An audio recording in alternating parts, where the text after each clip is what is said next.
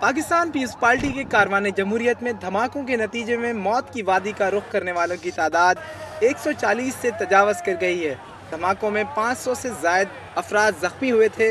इनमें बेशतर को इब्तदाई तिब्बी इमदाद के बाद फारिग कर दिया गया, लेकिन 163 अफराद अभी तक कराची के 5 बड़े सरकारी और निजी अस्पतालों में ज़ेर इलाज हैं।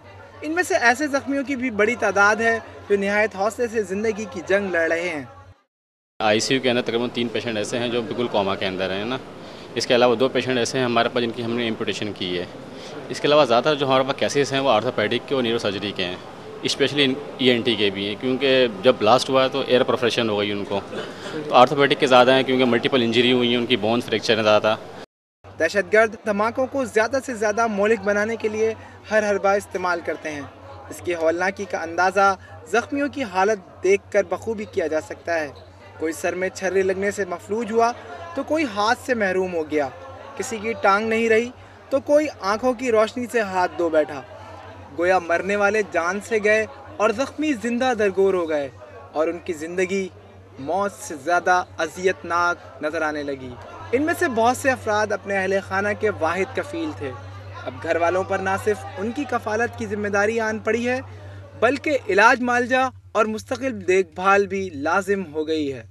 किसी बेगुनाह जानों को इस तरह बेदर्दी से कत्ल करना, ज़ाया करना, वो सोच है आज हम इनके साथ ये कर रहे हैं, कल हमारे बीवी बच्चे उनकी क्या लाइफ हो। सारे बोलते हैं कि इसका दिमाग का एक्सरे नहीं हुआ है।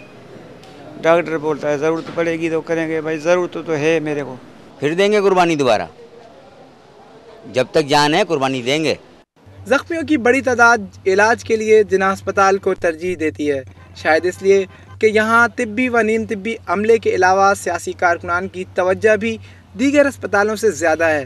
बहुत सारे फ्रैक्चर्स हुई हैं, समझे, उसमें से एक की तो टांग भी कट गई है और इसी तरह एक पेशेंट और था जिसकी दोनों टांगें काटनी पड़ी, उसके साथ वो आज एक्सपायर भी हो गया। ठीक है ना। इस वक्त 3 पेशेंट ऐसे हैं जो सीरियस हैं और वो आईसीयू के अंदर हैं। अस्पतालों में दाखिल ज़ख्मी निहायत हिम्मत और हौसले से अपनों के लगाए हुए घाव मुंदमिल होने के इंतज़ार में हैं। उनकी हर तरह से मदद सिर्फ हुकूमत या किसी एक सियासी जमात का नहीं बल्कि पूरी कौम का फ़र्ज़ है, क्योंकि कल उन्हें इसी माशरे में काम करना है।